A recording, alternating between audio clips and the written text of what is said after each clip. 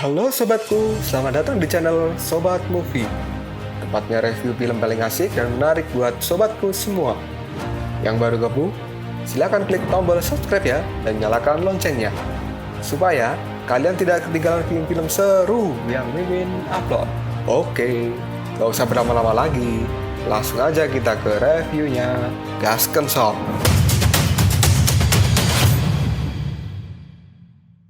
Hey, oke, sobatku terkeren, terkecil, terbaik, tersemuanya. Kita masih bersama Sobat Movie, channel alur cerita terasik sepanjang masa. Oke, Kita lanjut bahas chapter 84. Nggak usah cacat banyak bacot, kita langsung masuk aja ke pembahasan. Saat ini kapal yang ditumpangi oleh Kaisar Sitian, Ningning, dan juga Jenderal Surga Selatan. Mereka sudah sampai di tempat yang dinamakan dengan Istana Sun King. Sesampainya di tempat ini, Ningning pun berkata di dalam hatinya bahwa dia telah cukup lama berada di Istana Surga. Tapi dia tidak pernah tahu tentang adanya tempat ini. Jika bukan karena Ningning bergabung dengan para dewa kegelapan, maka dirinya tidak akan memiliki kesempatan untuk menginjakkan kaki di sini. Ningning pun merasa bahwa tempat ini tidak ada yang spesial, dan Istana Sun King terlihat sangat sederhana. Ningning juga menganggap bahwa tempat ini adalah sebuah gubuk yang merupakan makam dari ketiga dewa suci atau tiga dewa kuno. Kaisar Sitian lalu berkata pada Ningning bahwa Ningning tidak perlu takut jika bersama dirinya maka semua akan baik-baik saja. Dan menurut Sitian, bisa datang ke tempat ini adalah sebuah anugerah. Ningning pun kemudian tertawa pada Kaisar Sitian. Dia pun mengatakan bahwa akhirnya dia bisa bertemu dengan tiga kakek suci. Hal ini membuat jantung Ningning terasa berdebar. Dan kini, Kaisar Sitian beserta dengan para dewa yang diajaknya, dia pun akan segera memasuki Istana Sun King dan bertemu dengan Raja Awal Surga atau Raja Surga kuno. Sesampainya di dalam, Ningning pun mengatakan di dalam hatinya bahwa dari luar tempat ini terlihat seperti gubuk yang sangat kecil, tapi setelah dirinya masuk, di dalamnya memiliki suasana yang unik, sangat gelap dan juga dingin.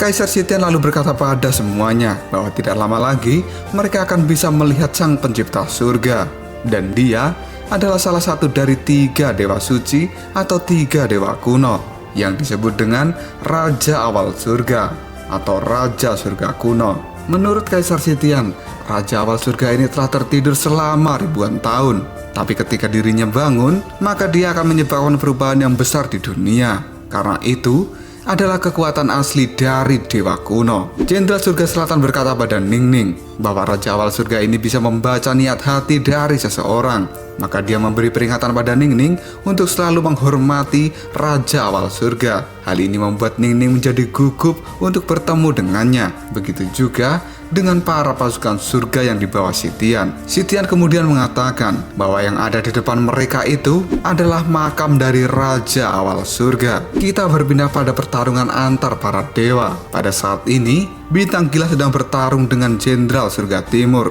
Bintang Gila pun menggunakan kekuatan cakarnya untuk mencabik-cabik tubuh dari sang Jenderal Surga Timur ini. Tapi Jenderal Surga Timur juga tidak ingin menyerah pada Bintang Gila, dan dia terus menahan serangan yang dilakukan oleh Bintang Gila. Bintang Gila pun mengatakan apakah luka yang diterima oleh Jenderal Surga Timur ini telah membuatnya menjadi lemah. Tapi meskipun begitu, Bintang Gila tidak akan mengalah pada Jenderal Surga Timur, dan saat ini dia pun berniat untuk membunuh sang jenderal. Jenderal Surga Timur mengatakan pada Bintang Gila bahwa luka kecil seperti ini dia masih bisa menahannya, dan menghadapi Bintang Gila bukanlah masalah bagi dirinya. Bintang Gila pun mengatakan pada Jenderal Surga Timur bahwa saat ini dia tidak boleh meremehkan kekuatan dari Bintang Gila ini. Dan kemudian Bintang Gila pun mengeluarkan seluruh kekuatan yang dia miliki selama dia bergabung dengan dewa kegelapan. Sepasang sayap hitam dan besar pun muncul di tubuh Bintang Gila. Hal ini membuat Jenderal Surga Timur menjadi terkejut karena kecepatan dan kekuatan dari Bintang Gila ini meningkat sangat drastis. Bahkan Jenderal Timur berkata di dalam hatinya, kekuatan yang meledak-ledak seperti ini tidak akan bisa dia tangkis semuanya. Dan pada saat ini, kekuatan besar yang dikeluarkan oleh Bintang Gila dengan sayapnya itu telah membentuk seekor burung gagak yang hitam dan besar, dan seluruh bulunya terbentuk dari ribuan pedang. Jenderal Surga Timur yang menghadapi kekuatan besar dari Bintang Gila Dia merasa tidak berdaya pada saat ini. Dan kini, Jenderal Surga Timur pun dihajar habis-habisan oleh si Bintang Gila. Bintang Gila mengatakan bahwa kekuatan ini akan membuat sang Jenderal Surga Timur tercabik-cabik dan kemudian mati. Karena ini merupakan cara yang dianggap setimpal oleh Bintang Gila dalam melakukan balas dendam pada gurunya ini. Kita flashback pada masa lalu antara Bintang Gila dan juga Jenderal Surga Timur. Pada saat itu, Bintang Gila ini namanya adalah Susaku, dan Jenderal Surga Timur melihat Susaku memiliki bakat yang luar biasa. Kemudian sang Jenderal mengangkat Susaku untuk menjadi petugas bertingkat lebih tinggi di antara para dewa. Hal ini membuat Susaku senang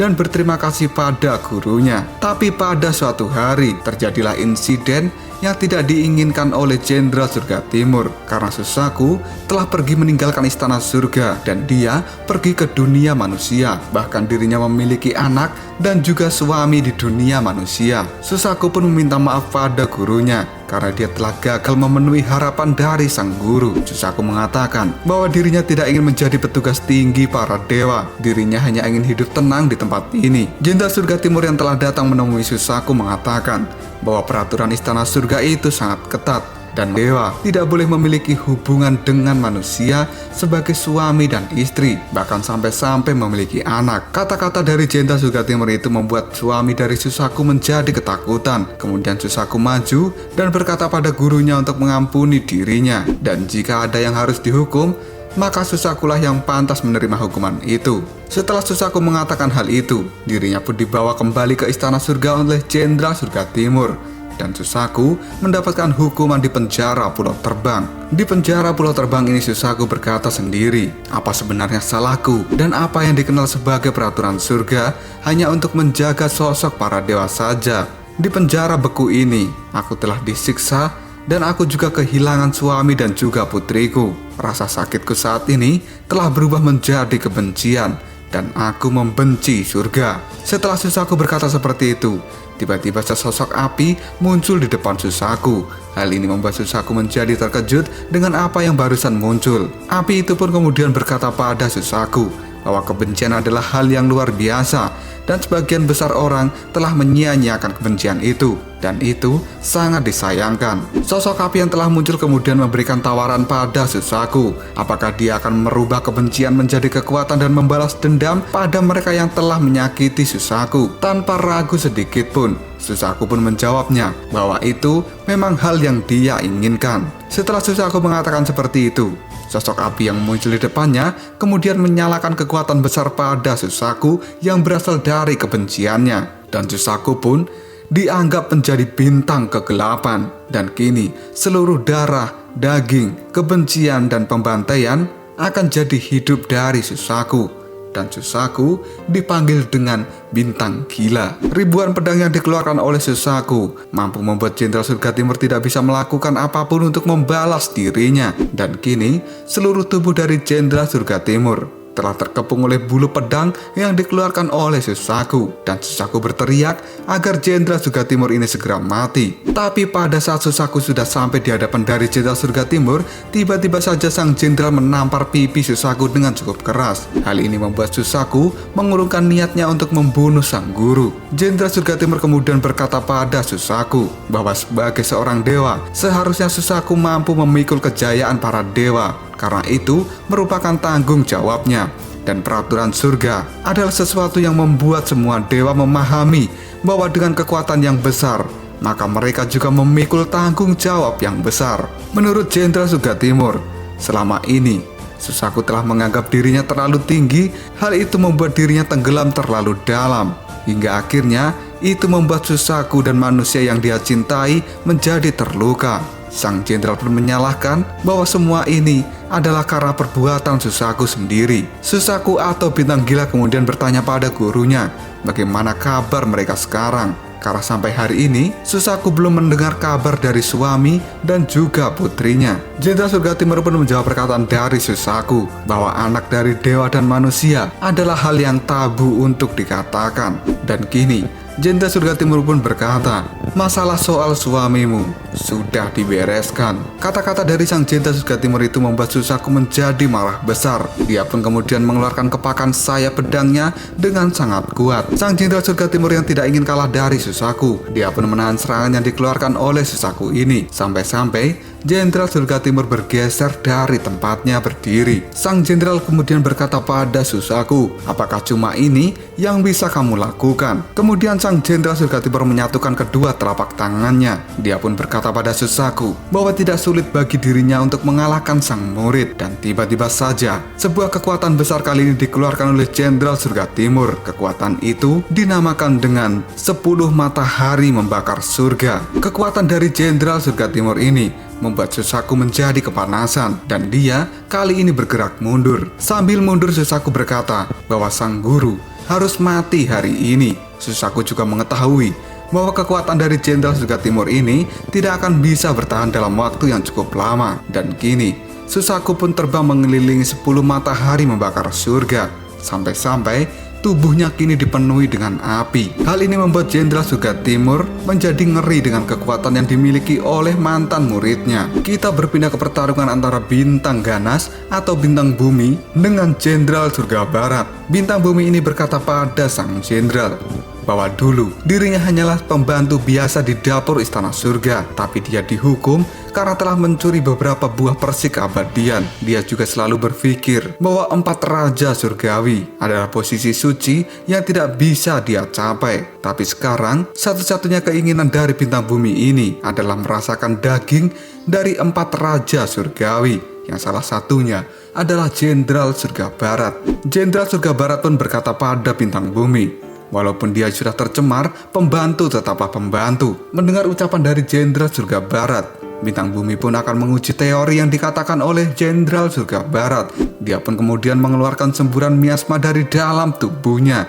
Jenderal surga barat mengatakan bahwa ini adalah jurus yang sangat sesat, dan dia pun kali ini menabuh ketipungnya. Seluruh semburan miasma dari bintang bumi dapat ditahan oleh gelombang suara yang dikeluarkan oleh ketipung dari jenderal surga barat. Dan tiba-tiba saja bintang bumi pun menghilang. Tapi meskipun begitu, jenderal surga barat masih bisa merasakan aura dari bintang bumi yang ada di tempat ini. Ternyata menghilangnya dari bintang bumi ini hanyalah untuk mengelabui jenderal surga barat, karena pada saat ini bintang bumi secara tiba-tiba muncul di belakang dari sang jenderal. Bintang bumi kemudian mengatakan bahwa ternyata jenderal surga barat ini adalah orang yang sangat ceroboh. Bintang bumi menggunakan jurus andalannya, dan kali ini dia pun akan mengambil nyawa dari jenderal surga barat. Tapi sebelum tangan dari bintang bumi menyentuh tubuh dari jenderal surga barat, sang jenderal pun kembali menabuh ketipungnya. Hal ini membuat bintang bumi menjadi terkejut, karena ternyata ini adalah siasat dari jenderal surga barat yang sengaja menjebak bintang bumi. Akibat tabuhan ketipung dari jenderal surga barat,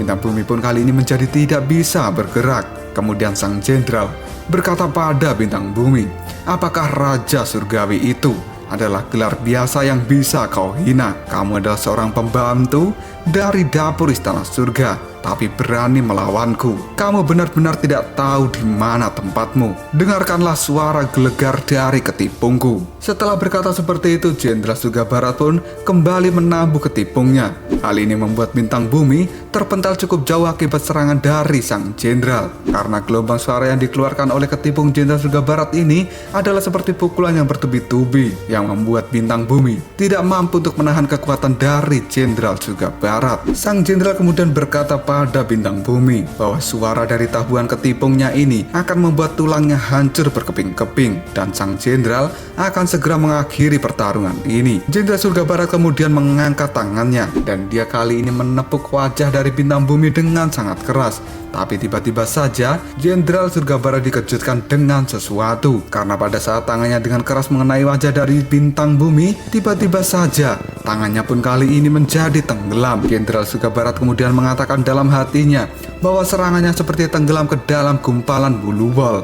Dan kini bintang bumi pun kemudian mengatakan pada jenderal surga barat bahwa tubuhnya ini sangat fleksibel dan kuat.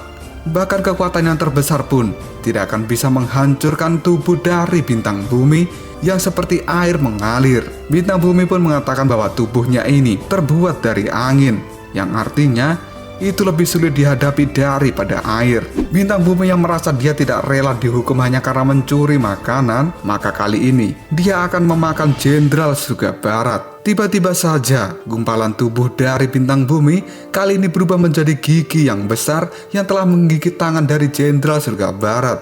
Hal ini membuat sang jenderal merasakan dirinya sedang dalam bahaya. Tidak lama kemudian, krak! Akhirnya, tangan dari Jenderal Surga Barat kini telah dipatahkan oleh gigi besar dari Bintang Bumi. Kita berpindah pada pertarungan Jenderal Mata Tiga dan juga Balmond. Balmond yang melakukan serangan kuat pada Jenderal Mata Tiga ternyata masih bisa dihindari oleh sang jenderal. Dan kini, Jenderal Mata Tiga pun melakukan tebasan pada tubuh Balmond menggunakan tombak mata tiga miliknya. Tapi Balmond menagih tebasan dari sang jenderal menggunakan tangan kosong. Akibatnya, tangan Balmond ini menjadi terluka dan akan terbelah oleh tebasan dari Jenderal Mata Tiga. Tapi sebelum tangannya patah, dengan cepat Balmond pun memukul tubuh dari Jenderal Mata Tiga menggunakan tangan kirinya. Pukulan keras dan kuat yang dilayangkan oleh Balmond ini membuat Jenderal Mata Tiga terpental cukup jauh. Tapi pada saat terpental itu, sang jenderal juga masih bisa melemparkan tombak mata tiganya. Dan kali ini, tombak itu dengan cepat mengarah pada tubuh Balmond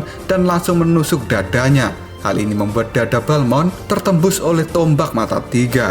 Akibat serangan tombak mata tiga, Balmond pun kali ini menjadi tertunduk. Dan kini, Jenderal Mata Tiga pun masih waspada dengan Balmond, karena ternyata lemparan tombak yang dia lakukan tidak bisa membunuh Balmond ini. Balmond pun kembali bangkit dan dia mencabut tombak mata tiga dari dadanya.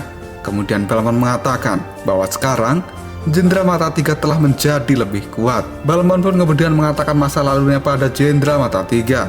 Pada saat dulu, surga memiliki 12 jenderal dewa, tapi 11 diantaranya telah gugur di medan pertempuran, dan yang tersisa hanyalah Jenderal Mata Tiga seseorang. Karena kegigihan dari Jenderal Mata Tiga ini tidak ada tandingannya di Istana Surga. Dulunya Balmond dan Jenderal Mata Tiga ini sama-sama memiliki gelar Jenderal Dewa. Tapi pada saat itu, Jenderal Mata Tiga selalu berada di tingkat yang berbeda dengan para jenderal yang lain, dan hal ini membuat Balmond merasa cemburu dengannya. Sambil membuang tombak mata tiga, Balmond masih melanjutkan kata-katanya bahwa pada saat ini keadaannya sudah berubah. Seluruh luka yang diterima oleh Balmond akibat serangan Jenderal Mata Tiga kali ini sembuh dengan sangat cepat, dan Balmond mengatakan bahwa dia saat ini telah menjadi sekuat Jenderal Mata Tiga, dan bisa dibilang bahkan kekuatan dari Balmond ini mungkin saja telah melampaui sang jenderal. Luka di dada Balmond pun kali ini juga telah sembuh, dan Balmond juga berkata bahwa setelah dia kembali dari neraka, maka satu-satunya misi yang dia miliki saat ini adalah mengalahkan Jenderal Mata Tiga dan menjadi satu-satunya jenderal